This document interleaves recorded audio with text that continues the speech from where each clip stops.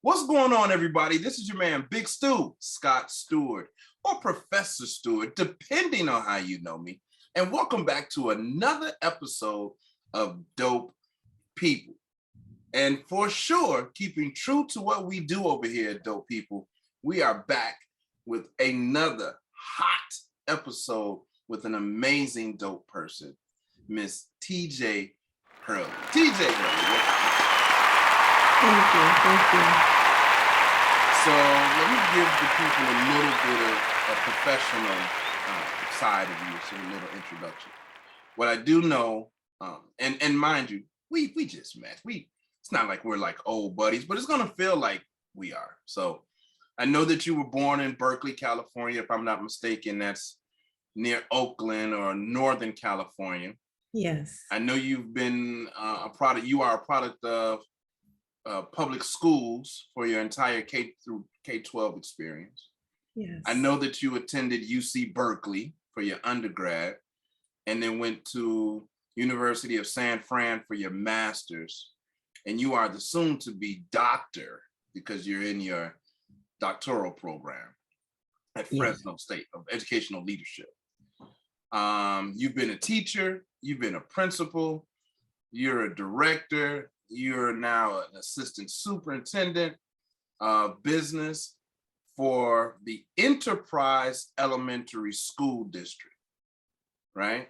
Yes. And I understand that you have like 24 years of experience in this space, specifically the California public schools, right?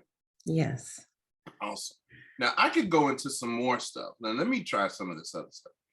I understand that your goal is for all students and staff to have access to the resources they need so that all learners, and this is a very good point here because I ask a lot of people this, all learners graduate college career ready. So that's your objective, to help people graduate college and have them be career ready, right? So that's super, super awesome. Tanisha Hurley, TJ Hurley, welcome to Thank you, Professor. Thank you for having me. Absolutely. So that's the professional side. We've satisfied some people's intellect, the people that need to know who are we talking to. But then those same people, because this audience is primarily superintendents, principals, educational leaders, educational consultants from the UK to Australia to Africa and all over the United States. That's who's primarily listening here. But we also want to know beyond that, who are you? So in every episode of Dope People, we like to engage in a friendly game of this or that. Are you familiar with this or that, TJ? Yeah, I think so. So the objective is that you kind of just go with the choices. Just go with the choices. Now, what's different here is you do have the opportunity to provide context if you so choose, but you do not have to. And I reserve the right to ask for more context if it's something that I want more context on. Is that okay? It sounds good. All right. Shoot. Let's go. Day or night? Day. Okay. Apple or Android? Apple. Pancakes or French toast? Ooh. French toast. Okay. All right. White meat or dark meat?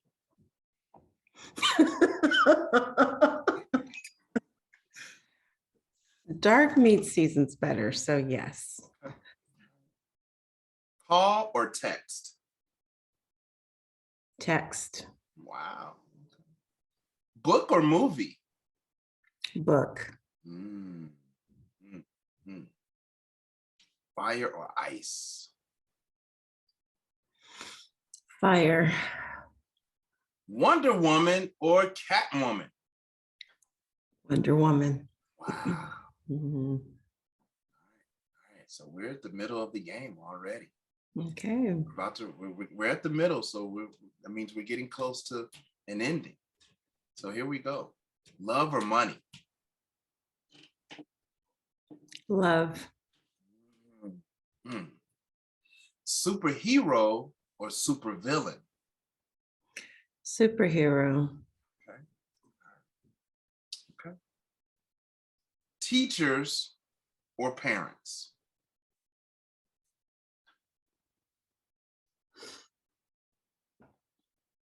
Wow.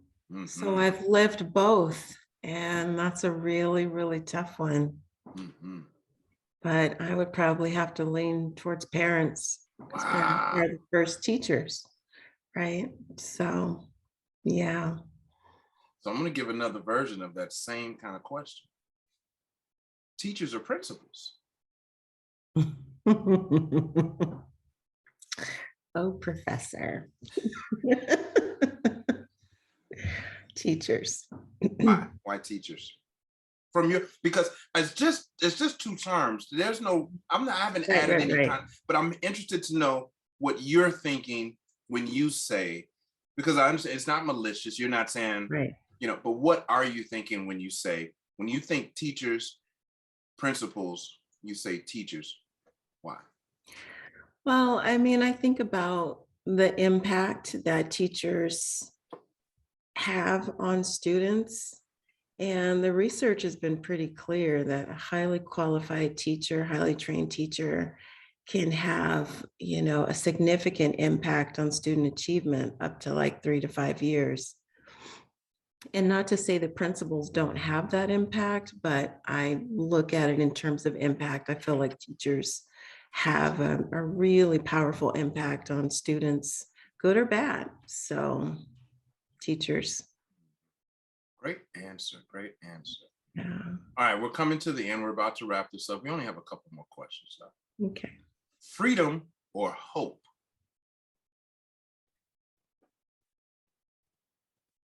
Hope. All right. Unions or non-unions? Professor. Well, I would have to say on the whole, unions. And here's why. Unions, if you look at it from really a positive framework, unions are designed to support their people, their membership. So, and as long as the leadership has the right perspective and right vision, unions are powerful and they can do a lot of good. So I will say unions. Mm-hmm. And if you have a bunch of and particularly in the space of education specifically, if you have a bunch of teachers who are all on the same page, putting students first, then the unions are effective and powerful. Exactly. And they serve the people. So I like that. I like that answer. Yeah. All I don't right, know if my answer would be popular with other management staff, but I can tell you that is my answer. Yeah. And it is your answer. This is all about you today. Yeah. Final question. Traditional learning or e-learning?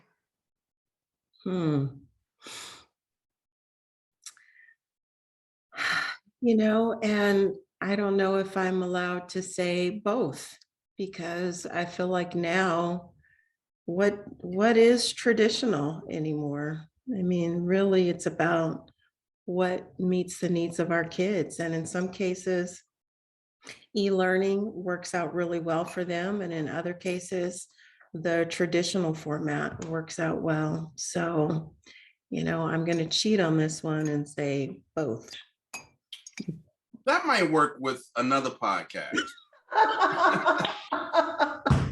But this is not this, that, or I get to make up my own rules.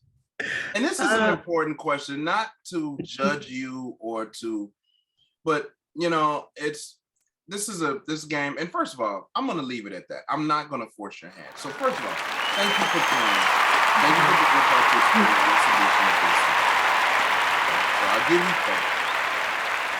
The purpose of that not only is, of course, we want to hear about who you are beyond the professional resume, but it does force us to, kind of make some decisions, make some choices. If those are your only two choices, you have this or that, what is your preference? And there are some of those questions where people are, they get stuck on the dark meat or white meat sometimes. It's like, oh my, so whatever works for you.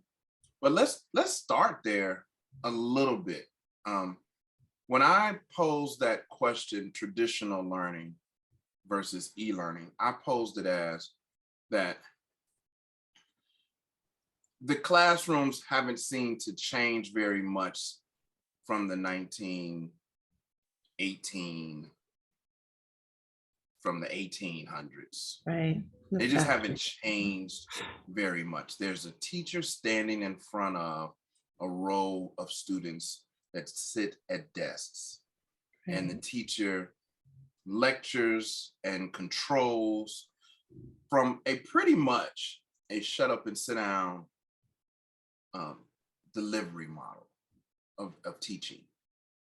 Now, I do recognize, and I have to give it, I work with a lot of great principals at Genius Lab. And there are some classrooms that they do different, they colloquialisms and, Socratic seminars and circles and learning centers and things. So, but for the most part, when you think about education in this country, it still operates with a teacher in a room full of students, and it's kind of one way. Right. The e-learning, I think, option is because of, obviously during the pandemic, we were thrust into this space of having to embrace technology. And not all educators were on board for that. Right. And so that's the purpose. That's from where I'm posing the question. Got it. Are you a traditionalist in thought, or are you open to new ways of delivering education? That's how I'm looking at it. Okay. Yeah. So that was the purpose of that question. Well, I think the pandemic definitely forced us to think outside of the box, and we had to make it work. And I mean, there are a lot of instances where we're looking at student test scores now, and it really didn't work. But yeah, I guess I'm more of a, let's think outside of the box. So e-learning, I mean, my doctoral program is completely online, but I'm also someone who has a background where I've been fairly successful in school. So any platform will work for me. I think the struggle I have is when we have to force that platform onto students who may historically have not been successful in school.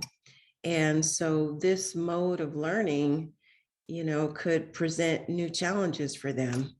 When you think about, is there a parent that's sitting there helping to support them navigate the different screens online, or helping them solve some of these more common core based type math questions? I don't like to assume that every parent is accessible in that way. And it's not to say that parents don't want to help or they don't care, but maybe mom is working and student had to navigate this e-learning platform on their own. So, although that platform works for me and I've seen it be successful with some students, I would love to see it work better for all kids. Makes sense. Yeah. Makes sense. So you told us a little bit that you're from Berkeley. You spent a lot of time in that area. You even did your undergrad, and I heard you allude to that you were always a pretty good student. So let's dig into that a little bit more. What kind of, particularly, specifically, 6th grade through 12th grade, what kind of student were you? So my dad was a first generation college graduate. His mom was a single mom, and sports actually helped he was a smart young man, but it was sports that kind of opened that door for him to go to college. And I think and my mom didn't go to college, but she was able to get, a good job, and she retired from that same job um, in her 50s. But I think having a father who was raised in the inner city by a single mother, and a single mother who really preached getting an education, that helped inspire me to be a good student. Because I had to work for it, just as my dad had to work for his degree. He actually ended up going to Stanford and graduating from Stanford, but he was raised in Oakland, Wow. you know, inner city kid. A lot of his friends ended up, incarcerated, but he had that drive of wanting to have something better for himself. And I think having him as a parent who really instilled that in me at a young age is what helped me to work hard. It's not to say that I'm, naturally gifted or anything like that, but I had to put in the time. And he was right there making sure I put in the time. So when I think about parents and the critical role that they play, my grandmother, so his mom, didn't even finish high school. I mean, she eventually went back and got a GED, but she put her son through Stanford. Wow. So it didn't matter that she was a single mother. It didn't matter that she, did this kind of, I hate to say menial work, but she did menial work to survive. She still she still had the expectation for him and created the conditions for him to want to go to college. And that's what I tell to my families that I interact with. Like, it doesn't matter if you don't have a college degree, you can create those conditions so that your child will be able to take it further and work hard, because it's about working hard. And there are some people who may have privilege. I would say that I did not grow up with privilege. There's a certain level of privilege in that my dad was a college graduate, but I think he didn't grow up with privilege, but it was the expectation and the support from his mom. So yes, that helped me to be a strong student, because I had him, I had my mom's support, and then that grandmother who, she was not accepting any nonsense, none at all. And it made a difference. I can tell. I can tell that just hearing that sounds like an anomaly in itself, to have students, if you have that type of support system, familial support system, community support. So you said you had your mom, you had your dad, you got Yeah. your grandmom, and they are standing on you to be dope, to be excellent. And you didn't have much choice, it sounds like. Right. I just imagine you're pretty, I wonder, were you pretty much the same kind of student then as you are adult in this moment? Kind of like Mhm. together, and like no nonsense, and not that you don't have a sense of humor, of course, but no nonsense, serious, get to it, detail oriented. Do you remember being like that in school? Okay. And Yeah. did you participate? Did you do any extracurricular activities? What sports? What did you do in your spare time? Yeah. So I took up track and field because that's what my dad did. That was a sport that got him his scholarship to college. So for me, my events were discus and the shot put. I love those events. So I did that in high school. I was a music student, and I actually got Wow. introduced to playing the flute when I was 9, Yeah. and played until I was, my early 20s. So Wow. music was probably my first love. Sports was just kind of like that outlet that I had to help me socialize. And yeah, so I had my extracurriculars that I enjoyed doing, and I always loved writing. So I, wrote on my newspaper. But yeah, I was probably a pretty studious kid, No, which that's I that. hate to admit that, but I can't change who I am. And my parents were always encouraging me to, Mhm. to do what I could. And I think that's one of the reasons in college, people said, oh, well, she only got into Berkeley because of affirmative action. I'm like, well, you know what? I was a smart kid. I was hardworking, but I will own that. But affirmative action did not keep me in college. I still had to bust my butt to get through college. So, and I'm grateful for affirmative action because it gave me opportunities that I probably otherwise wouldn't have had. Yeah, I admit in this moment I'm a little jealous. I'm a little jealous. I am. I'm just gonna own it myself because I had a lot of freedoms from 6th through 12th grade. And that, I tell you, I didn't do anything that I did. I'm glad there weren't cameras back then like there are today. I did a lot of things that I'm not proud of, but of course, I wasn't doing anything that was, you know, well, I didn't Yeah. serve time. Okay. Yeah, I, yeah. Well, I don't even have any, if I you don't have a did record, though, right? Like, right. but even But if you did, yeah, we learn from all these yeah. experiences. But I do see the benefit of when you have those adults around you that are pushing you and encouraging you and supporting you. It's hard to fail. It's hard to Right. get off a track. And the only thing I wanted to do when I was in school, 6th through 12th grade, was get out of there. They start, I'm ready for the day to be over. So yeah, everybody has their own journey, but hats off to you for representing and my disconnect with school, part of which is why I do what I do today. It had nothing to do with lack of intelligence. It had nothing to do with an inability to write or do math or read. I love to write. I love to read. I'm an orator. I love to speak. I've written a couple of books, the whole 9 yards. But that would get you whooped in the streets on the south side of Chicago. Or you think you smart. That is how I was kind of raised through that. You black, you can be smart. If you smart, you a punk. You smart, you weak. And so I hid my intelligence for many years. Mm. Even to this day, I get some of my peers like, oh, professor, you think to this day, you think yeah, it's like, it's crazy. So I'm a little jealous that I couldn't shine more in the fact that I enjoyed learning when I had a tough time with school during that age. I didn't enjoy it. So hats off to you for being an encouragement to others and to your And that's parents and real support system. talk. But that's real talk. And I'll end on this one.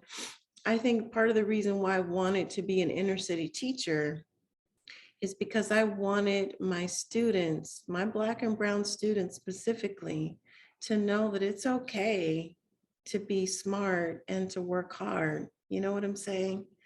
Yes, And indeed. use that as a platform to reach the dreams. Even if your goal is to be a professional ball player, you still need to be smart and you need to work hard. Like those don't go away just because you get into a certain profession. So Did you always know that you wanted to be in education? When did you realize that you got 24 years in, right? When did you realize that this was your thing and you've arrived at this point, or have you? it started out, I started college wanting to become a pediatrician or do something public health related. So I wanted to go into the medical field. And it wasn't until I had a professor my junior year of college who looked at, he was a Nigerian professor, looked at the achievement levels of minorities in public schools. And his research, Jonathan Ogbu, Dr. Ogbu, his research just completely opened my eyes to the disparities of our kids in schools. And it was that moment I started volunteering in classrooms. And probably by my senior year of college was when I realized, you know what, this is what I want to do. It was reading his research, reading Dr. Pedro Noguera's research, and just really digging into this piece around the inequities in our schools and how certain minority groups perform or outperform others and who those model minorities are. And yeah, so that's what really pushed me into going into public education, getting that research as a college student. So, let's get to our core, our three essential questions. So every episode, I focus this on three essential questions. So the first question is, and the three questions are, kind of what's working for you in education, what's kind of frustrating you or keeping you up at night in education, and how do you imagine the future of education? So let's dig into that first one a little bit. What's working for you in education? What do you enjoy most about being in this space? I shifted gears about 4 years ago to focus on school finance. I had spent all my time doing something related to being a teacher or principal or to that nature. I think what's working for me right now is being able to look at the inequities in our schools and use money as a way to address those inequities. So the majority of my school district now, students they participate in free and reduced lunch programs. So there's some achievement issues that our students are facing. And so being able to reduce class sizes by hiring more teachers. That's just one way of being able to help close or I guess address some of the achievement issues. I think also using financing as a way to get the community involved in understanding what is it going to take to help our kids be successful. How do we better leverage this money in order to support learning in the classroom? Because at the end of the day, the teacher is the one who's in front of our kids. And if our teachers are struggling for school supplies, which I will say I did, I had to buy a lot of my own pencils. Then let's take that stress off of our teachers and give them what they need so that they can provide this quality, robust instruction to our students. So I feel like that's really working. Me shifting gears, focusing on school finance is, I never saw myself in this role 10 years ago, but within the last 5 years, I'm like, this is where I see my career going. And it's exciting. It's really exciting work. That was actually one of the draws to inviting you on to Dope People, is the capacity that the transition that you've made in education to focus on financing. Now, I was on a call yesterday with, shout out to OSG, my OSG family, Off School Grounds family. It's a consortium of principals and superintendents, mainly from the East Coast.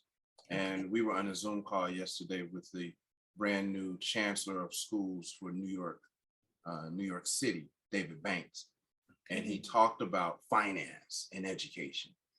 That in the New York State budget, New York City budget, public school budget for New York City is $3 billion. And Black contractors get 0.01% of that budget. And part of his mission is to help change that, to address many of the inequities that exist for teachers being able to do what they need to do to service kids. Right. Exactly, almost like exactly what you said. So it's absolutely phenomenal to know that you're doing that work.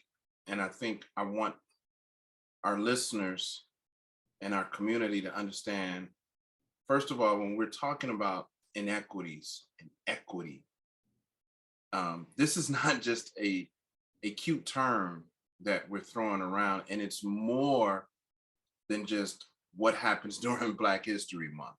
Right. It's far more than that. It's like the inequities in financing and budgeting the classrooms where students need it the most, financing the teachers, financially supporting the teachers to give them what they need. So absolutely, absolutely important. I should have made this this is not a this or that question, and this is off a little bit, but do you agree, and you don't have to answer, we can edit if you don't want to. do you agree with, was integration good for us, Black and brown people?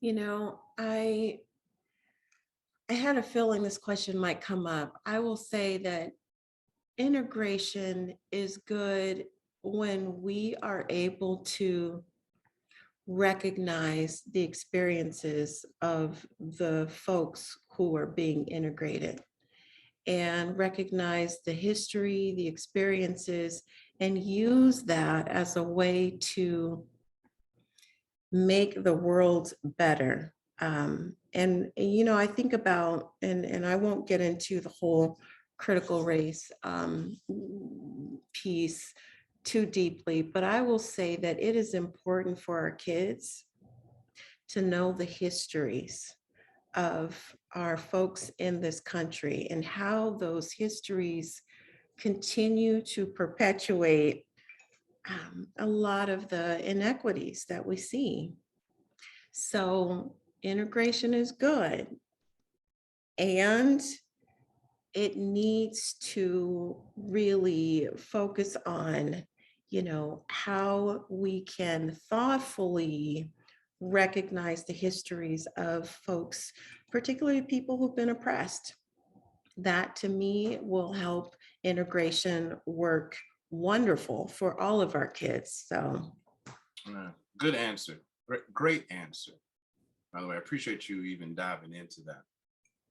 So what's keeping you up at night? What's frustrating you? What has you scratching your head on many evenings? well, right now it's staffing, with the pandemic, it's hard to keep people in place, not even just teachers in classrooms. How about the folks serving meals to our kids?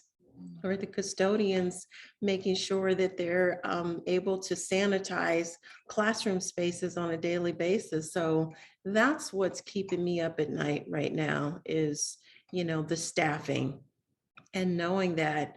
And on any given day, you could have children with either a substitute or children who are being split up into classrooms or classrooms being sent home because there's no staffing. So yeah, Wow. that's keeping me up at night. Yeah. Are students learning right now? Is Mm. education being delivered right now? I will say that there are attempts. It really is a partnership with parents, and now more so than ever, because I mean, a student can go to school and not necessarily have their classroom teacher. They may have a substitute who doesn't have the preparation. There's an adult in the room. Are children really learning? I mean, I would hope that they are, but I would say that we need parents now more than ever to really support this process, because they may not be getting what they need during the day. So when they come home, we need our families to really help keep that learning process going, even if it means when they're in the kitchen and they're measuring and they're adding fractions based upon what's being measured out of that measuring cup. Absolutely. I say to parents, answer, especially if you have young children, but no matter, answer their questions. When they're saying, what is this?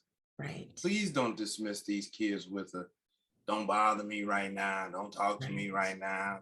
Shut up talking. That I come from a lot of that space, like, boy, don't you see I'm on the phone? Type, no. Answer the questions. This is a spoon. This is a fork, and this is what you do with it. And this is how you measure. Help put up let them help you put up the groceries instead of saying, get out of my way. Get out of their way. Right. Let them put it in the refrigerator, however all that stuff is essential learning that could really be of support to what's happening in the building. That's right. So I agree with you on that. How do you see, TJ, and I want to pose this question. I know that you stated earlier, or that I read, that you are preparing students to graduate college and be career ready. Yeah. You're on the West Coast. You're not that far from Silicon Valley. You understand the tech, how tech has an influence on our society today. So my question is kind of two parts: is how do you see education being delivered? What does education of the future look like? But I also want to throw in there, what are we preparing students for? Right now, so I was prepared for graduate college, get a job. Sounds similar to you. Graduate college, be career ready. I was prepared for graduate college. Here was my plan. God bless my parents. You're going to graduate college. You're going to get a good job. You're going to get married, have some kids, and retire and yeah. So in the middle of that, I switched up. So I got out of my marriage, you know, and I said I gotta figure something else out. So what does education look like of the future, and what are we preparing students for? Oh, yeah, that's a great question. It's loaded. In our schools, we want our kids obviously to be able to read and write, think critically, problem solve, collaborate, and those are skills that you need in any profession. But I know that now there's more of an emphasis on digital literacy and being able to use technology to do research. And research around things of interest. But I would say more importantly, we want our students to be able to have the skills to go out and really take on any profession. You don't necessarily have to be an engineer, but I tell you, if you're going to get a job working at the Department of Motor Vehicles, I still need someone who can articulate, someone who can problem solve when the registration is showing a value that it shouldn't show, someone who can collaborate with their peers. So, and then also someone who's civic minded. So we want our kids to have those kind of essential nuggets of skills. They don't have to necessarily become a doctor or a lawyer, but they do need to have, I guess now they call them 21st century skills. We need them to have those skills so that really they can take on any profession. And I recognize that not everybody will go to college. My grandmother didn't go to college. My mom didn't go to college, but they are still, they're intelligent, they work hard, they know how to solve problems, and they know how to work with people from different backgrounds. And if nothing else, we definitely need our kids to have that, because if you're in a profession and you could be a doctor or a nurse, if you don't know how to work with people, how effective will you be?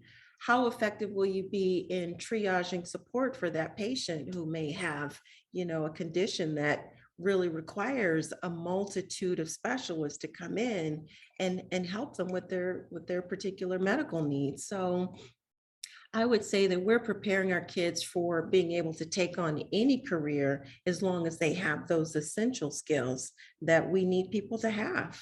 So, Yeah. that's I feel like that's necessary. That's always been a need, and that will continue to be a need. And you didn't say this, but I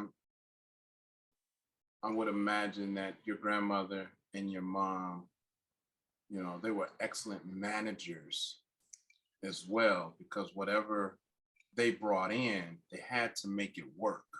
Right. To move the family forward.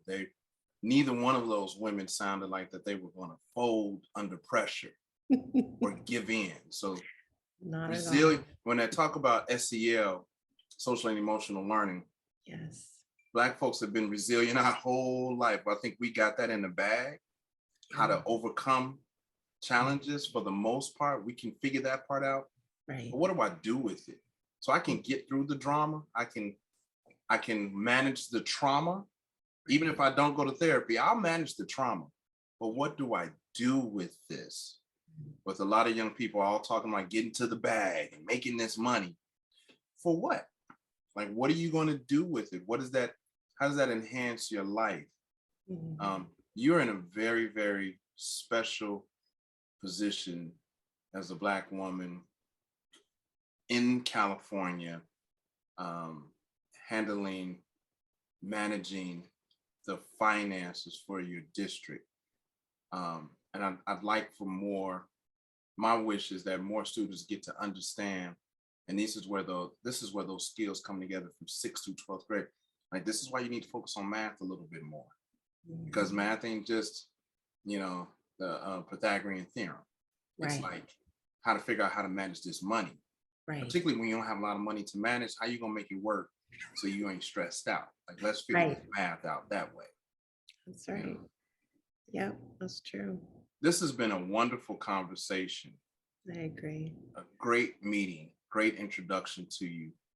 Thank you for being a guest. Is there anything that you would like to say that maybe we didn't cover that you kind of want to get off of your chest? You want to make sure people kind of get from this conversation before we close the show? I would say that if I had to say anything to our younger people out there, that don't let failure define you. Even if you've had 1 or 2 or 10 bad experiences or have had several pitfalls, get back up, and it's never too late to reinvent yourselves. Don't let failure define you. That's great. They need to hear that, because they're going to be met with a lot of challenges, and you Yep. will get knocked down. Yes, I don't care how high you are up on your horse. that's right. Everybody gets knocked down Yeah. once or twice. So, Thank you, or 10 Professor. times, like you said. Maybe it happens. So Yes. Yeah. thank you for being such a gracious guest. Do Thank you for have having anything me. that you're working on? Anything entrepreneurial that you're working on? Any brands, or are you doing any consultancy, or got any books published, anything like that? You know what? Right now, I am a board member for a nonprofit organization called Ghana's Community Project.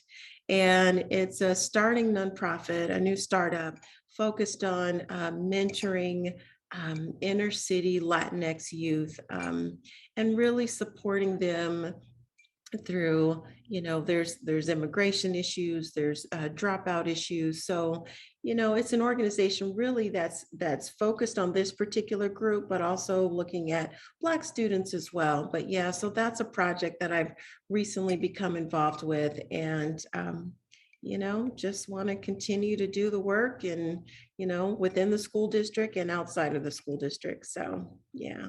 All right. Well, we're gonna share all of your contact information in our show notes, so people will have an opportunity to click on and find you on LinkedIn and connect with you. And if they want to pick your brain, they'll have a chance to do that.